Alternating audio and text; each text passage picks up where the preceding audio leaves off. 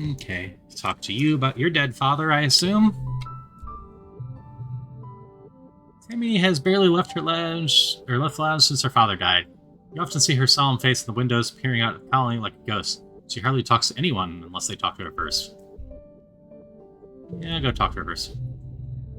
Tammy looks up from the sewing she's aimlessly fiddling with. She gives you a watery smile. It's clear she's been crying. "Hello, Selene," she says, wiping her face. "Is everything okay?" Typical Tammy. Even in her saddest moments, she wants to know if she can help you. Do you want to talk? Tammy brightens a little. "Okay, Selene, what do you want to talk about?" You tell her that you want to talk about how she's been feeling lately, and her face falls again. "Oh," she mumbles. "Okay, I guess. I'm kind of being a downer right now. Sorry." With that, Tammy starts to cry again. Her whole body curls up as she sobs, trying to hide her face in her hands so she doesn't upset anyone in the lounge. I think I'll go with I miss him too. You meant that you feel the same way, that you miss him terribly, and that sometimes all you want to do is cry too. She holds her arms out and you both cling to each other as you have a really good try, letting out all your pain and your grief as you share each other's loss. It helps to just sit in your feelings for a little while. Uncle Tony may be gone, but your friend Tammy is still here. And you, I assume we can talk about Professor Hal with. Tangent is storming around the quad in front of engineering, checking notes on her Halpalm, gesturing and grunting frustrated. This is the worst. What's the matter? I can't possibly, she says, her voice cracking. She seems too upset to explain it. Professor Hal, she tries again. Hal, he's helping me with this physics chapter, and now he's... She throws her hand in the air, virtual hologram screens flying over it. I can't understand this without him. This is impossible, she chokes out. Why did he have to die? Kiss him too, give Tang a hug. Try a hug with her. We're decently close, I guess. She, stiffens and lets you hold her. You can feel her shaking. You think she might be crying, but when she finally pulls away, her eyes are dry. Thank you, Selene, she says. I know you're having a hard time with this as well. Nothing is easy on Vertuma. When even the adults can't protect themselves, it's obvious we're going to have to do our own out there. And I can help her study. Tang looks like she's about to decline, but then gives you a considering look. Thank you, Selene. We might not be able to rely on the adults, but we're not alone in this. I have you. Well, let's see how this goes without my teacher. Collie is still reeling from Professor Hal's death. You're not sure what to expect when you go to Callus today. You take your seat in the classroom. Chief Engineer Instance is chatting near the front with Tangent. But as the class fills up, Tang returns to her seat and Instance fires up Congruence's hollow projection. Alright, listen up, Instance says. Congruence is expensive as hell to run in an interactive mode, but you'll have to do as your teacher for now. I'm far too busy to be teaching children. Today, Congruence teaches you about machine learning and development of artificial intelligence. Congruence has been part of your life for as long as you can remember. It's hard to imagine a time when people didn't have access to such powerful, all-knowing intelligence.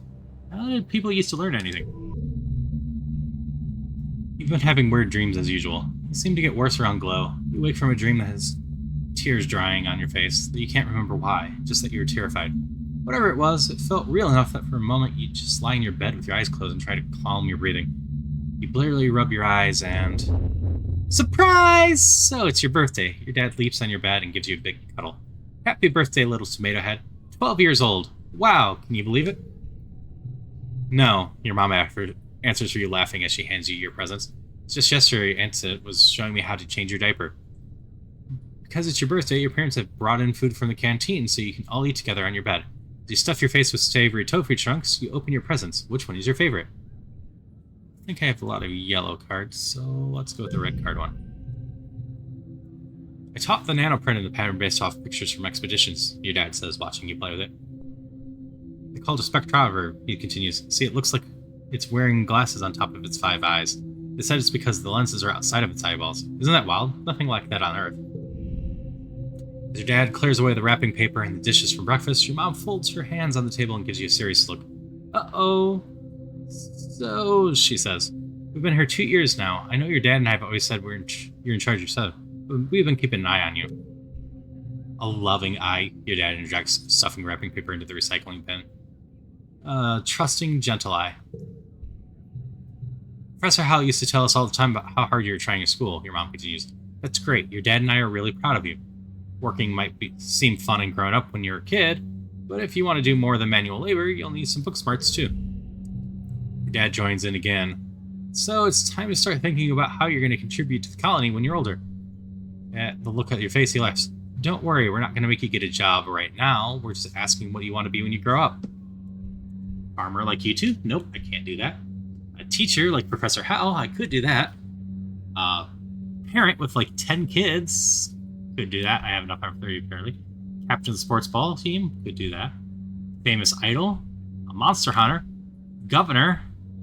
Have to decide right now. Yeah, I can just go with the teacher for now. Mom smiles sadly. I'm sure he would have loved to hear that. The colony needs someone as passionate as teaching as he was. Well, your mom starts to get up. Sure, your friends all want to wish you a happy birthday. She stops and snaps her fingers. Oh, you might not have been considered a career as a depot clerk, but Al and Bernie mentioned their daughter Mars is working there. She needs some help. Now that people can freely order luxuries, it's pretty busy there. Sure beats shoveling dirt, your dad laughs. If you don't take that job, you'll tell Mars I'll be right there. Your mom rolls her eyes and smiles.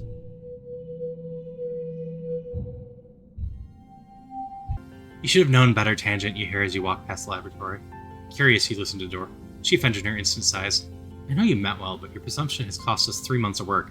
You can't simply look at an experiment and change the parameters to your liking. Your results is not the same as doing good science. Your findings, however scientifically interesting, are useless without sound methodological underpinnings. Tang's response is more subdued than you ever heard her before.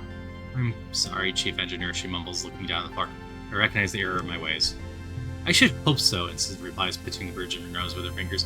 I expect you to be in the lab first thing tomorrow morning, and I'll personally supervise your work in resetting the experiment. You flatten against the wall as Instant breezes past you, barely giving you a second look as she strides down the hallway.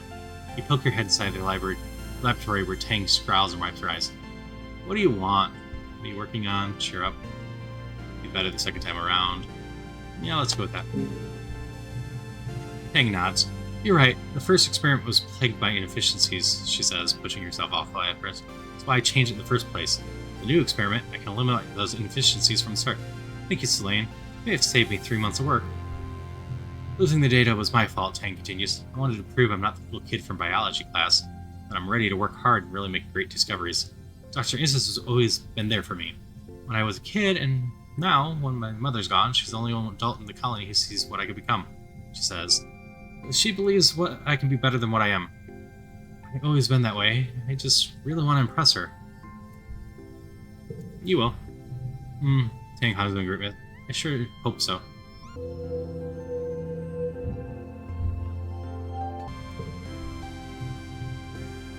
The night sky in Vertuma is like no star chart in the hollow archives to be brought from Earth.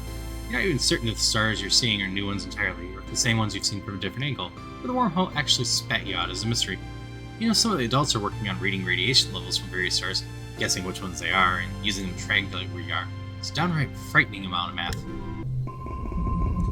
Your dad comes back from work one day looking seriously under the weather. He's pale with deep circles under his eyes and he keeps sneezing. It's fine, he insists. It's just all this pollen in the air. It's gunking up the old air tubes. Do you remember hay fever? Flu? We always got it back on Earth too. Your mom frowns and claws his arm. We did, she agrees. So why isn't it bothering me? You're a lot tougher than me, sweet pea, your dad says, and your mom rolls her eyes. I'm sure I just have to get used to it like you did, he continues. Maybe I'll go for a stroll outside the gates later, really get a good lungful of this stuff. Feel bad for a few weeks, but after that I'll be fine. Your mom raises both eyebrows. Outside the gates? You? Your dad shrugs, then he falls into his sneezing fit and can't answer. Your mom directs him to go lie in the bed. You need rest, not machoism, she scolds him. I don't have a achoo! Your dad sneezes. A macho bone in my body. Foo-foo. And I have to fertilize the corn and the pixie beans this week. Uh-huh, your mom grunts. Your dad pulls a handkerchief from his pocket and sneezes into it a few times. The big yelling honk sneezes into the echoed roll quarters. He pulls it away from his face and you can tell that something's wrong. Huh. Your dad says weakly, holding the handkerchief away from his face. It's bright red fuchsia pink and glittering in the light. That's weird. His eyes roll back in his head, his knees buckled. Your mom yells for you to call Instance. Chief Engineer Instance takes your dad's vitals and gives him a cursory look over. She seems satisfied with what she's seeing without having to do a thorough examination.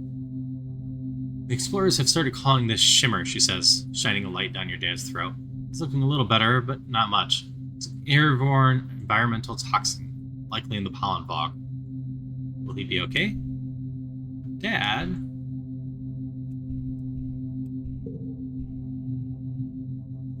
It doesn't seem to cause long-term damage to the body, insists Paige. She gestures in the air, making notes on the hollow ice she can see. Been tracking its effects for 3 seasons now. Toxin is flushed out of the body after 3 to 5 days, and it's not contagious. She looks down at your father. What it means for you, Geranium, since you're particularly susceptible to toxin, you're taking better pains to avoid exposure. You must go outside during pollen, use a respirator. Your dad smiles weakly. You got it, boss, he says. Your mom smiles and put her hand over his. As your literal boss, I'm ordering you not to come to work for the rest of the week, she says. You're on strict bed rest. She leans in to touch her forehead to his. They stay like that, smiling with breathe. Even after 1 day's bed rest, your dad's looking a lot better. He's clearly anxious to get back out in the fields. You love this new crap, Celine. It's called Pixie Bean. They glow in the dark. He's already pulling on his boots. Fields look so beautiful at night. I'm happy that we're finally found something that will actually grow here that isn't soy, and more soy.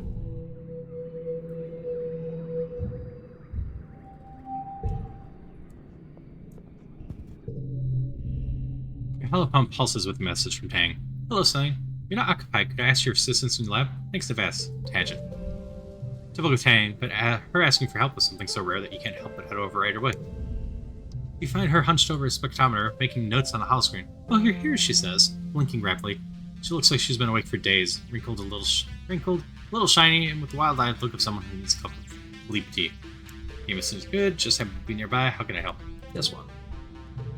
I'm researching this shimmer, the respiratory illness that some people report during pollen, she says.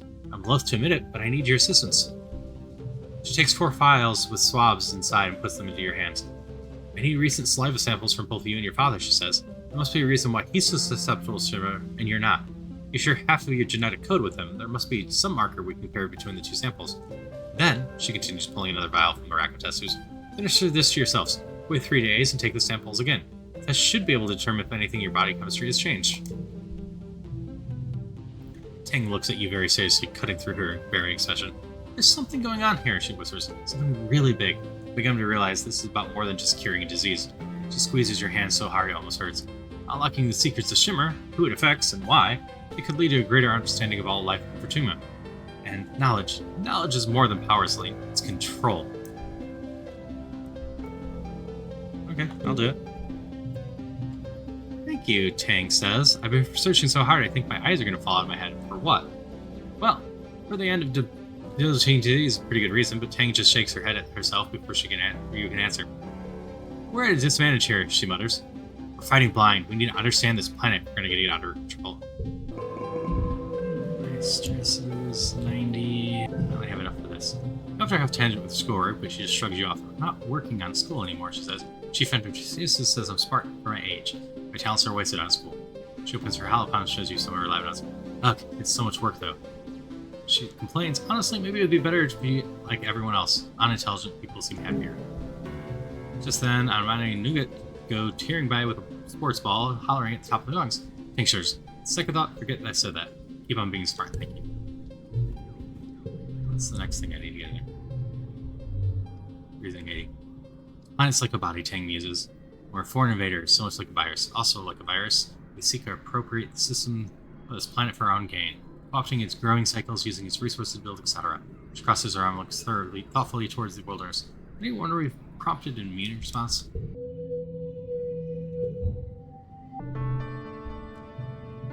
It's time for the 3rd annual Virtunia Festival. You gather with your family at the Colony Square. Everyone takes a seat as Governor Etiquette finishes the stage. She folds her hands and serenely addresses the crowd. What a pleasure to address you all today as your governor, she says, looking pleased as she ever does. After 3 years, we've built a colony in which we can truly be proud. While we've suffered hardships and losses, we remain standing, as always looking towards the future we are building together. Let's use this Midsummer Festival as time to reflect on our many blessings, Etiquette continues. Fresh water, good food, healthy children, and strong community. Etiquette bows her head, but first, let us remember Professor Halitosis, who guided our children and kept our engines running for so many years. Chief Engineer Instance will be filling in with help from our ship's AI Gurits, until someone could take up the mantle that rested so easily on Hal's broad shoulders. We also recognize the passing of our dear friend Chief Surveyor Meltonin. Known for his gentle nature and curious spirits, Tonin is survived by his daughter Aspartame. In the crowd, Tammy sniffles loudly. In his place, we welcome our youngest council member ever, Utopia, representing expeditions. Etiquette invites the rest of council to stand and be recognized among the crowd, including your mom, who huffs an annoyance. When the applause dies down and the council sits, Utopia remains standing. Actually, Etiquette, if you mind if I just make a quick announcement. Etiquette nods and Utopia clears her throat. I just wanted to say thanks to all who are trusting me with this job, she says, her clear voice ringing out over the crowd. The cheer rises from expeditions and the emotions from the quiet down. Uncle Tony has left some big shoes to fill, and, well, I'm going to give it my best. We're fixing to get to the bottom of what we're calling the shimmer, the sniffles folks have been getting during the pollen, Utopia continues. Until we do, please keep on wearing your masks when the pollen is thick. Let Doc know if you're under the weather. She bends down to hug the governor as she leaves the stage. Thank you, Utopia, Etiquette says warmly, and thank you to the rest of the council for their service. Live music starts playing and Etiquette smiles. And now it's time for games and feasting. The crowd disperses towards the feasting table, clearing the area of chairs so the children's competitions can be held. What do you do this year? Can't do anything but the science fair. Tangent's problem involves how the surveyor's gliders work, something to do with the materials they're made from reacting magnetic field of the planet combined with solar energy collected from wings. You tune her out, only zoning back when Tang stumbles through one of the judge's technical questions. You catch her look of pain and frustration as she realizes she doesn't know the answer. Tammy's experiment is a tray of lumpy, misshapen, half-melted marshmallows. She says she wanted to find a fertility intelligent marshmallows using aquafaba instead of gelatin or eggs like they would on Earth. She says she had a successful version, but she ate it because she was so anxious about her presentation. Judges, turn to you next. You do an egg drop experiment, taking fragile crystalline grass and designing 4 different ways to protect them from breaking after a long fall. 2 break, but 2 succeed. Your experiment is only a simple demonstration of physics, but the judges excite you to award for choosing something within your capabilities and doing it well. Tang is frustrated, but she more herself than you. She's not used to failure. Though I've won the science fair 3 years in a row now. She should be. After the facilities, you take time off for much needed relaxing break. It sets up a slip and slide through the colony square, and everyone takes turns sliding on their stomachs, spraying water at each other. It's a lot of fun. You can feel your worries floating away in the hot dust suns.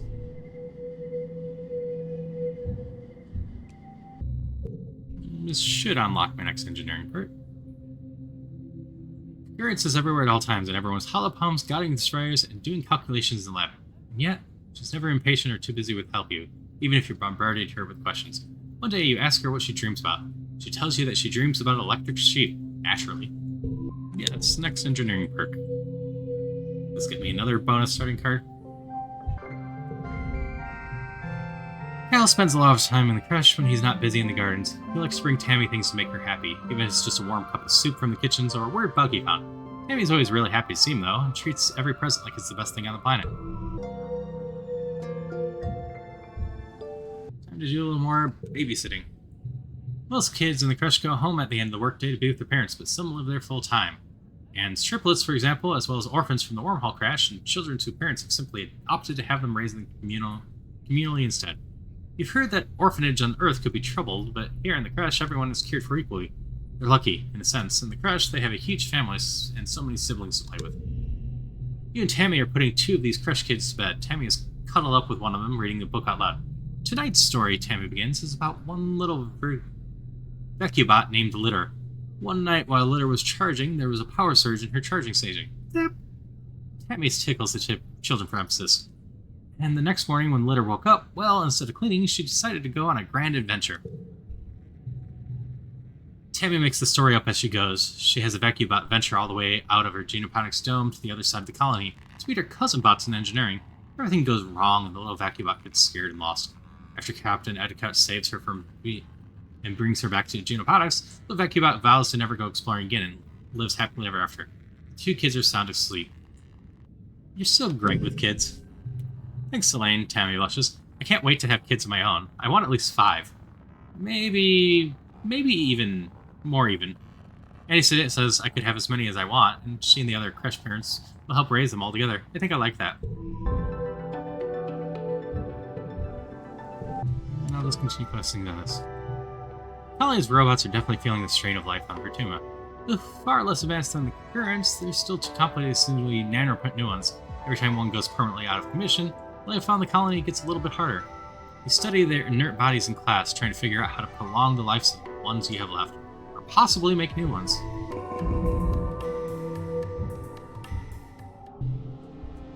Two data points form a line, and three is a pattern. The colony has been on high alert all go, hoping that the creatures from beyond the wall don't return for a third year in a row. Surveyors keep reporting that they're seeing unusual animal activity. Even the plants seem different. They say, and new tracks that must have been left by creatures larger and heavier than they've seen. You and the other colonists drill activation times. You're in class when the sirens start to ring. The other kids fall to an alert hush. This is one of the assembly points, so you should be safe here. But if it wasn't so safe here for Professor Howe, what if the creatures get in? Grace, the new teacher, is just a face on the computer screen. She can't protect anyone. Gurns flickers cheerfully. Please stay calm, children, she says. The defense squad is already en route to the creatures. This should all be over soon. You've been told this before. As the sirens continue, you're faced with a choice. Stay put or leave. Yeah, time to play hero again. You stand up and leave. Tang and Mara stare at you like you have three heads. Gurns doesn't try to stop you. Not that she could. She doesn't even have any hands. You slow to a walk as you near the outer doors of engineering. Something doesn't feel right. You stop to listen in the dim emergency lighting and hear metallic plopping of something overhead. In the ventilation ducts, your blood goes cold. Monsters. They're here. You follow the sounds to a workshop and force yourself to look up through the slats of the vent. You gasp. 2 glistening? Bug-like eyes peer down at you. No. 4? 6? They blink syncopated pairs. Then you hear it over the sirens, a soft pinging noise halfway between a chirp and a purr. The creature skitters spider-like form from one side of the vent to another. A small, furry tentacle slithers through the slats, searching the vent for release. When it can't find one, it bangs its body against the inside of the vent, denting the metal. Attack it. Try to scare it away. Tame it. Can't tame it. Help it escape.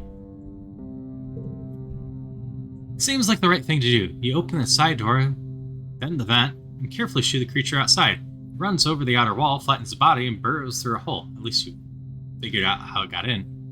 Maybe you'll see the little guy out in the wild someday, and remember what you did for it. It isn't long before the sirens turn off, ringing 3 short syllables as the all-clear message passes on your holopalm. You and the children file out of engineering, and you head back down to your quarters. Your parents will want to know that you're safe. Your dad gives you a big hug, but your mom slumps into your seat at the small table. It's like they are going specifically over geoponics this time, she mutters, but your dad pets your hair as he shushes her. I'm sure it was just bad luck flew about, he says, but your mom shakes her head and folds her hands in front of her mouth, staring out of the porthole in the windows.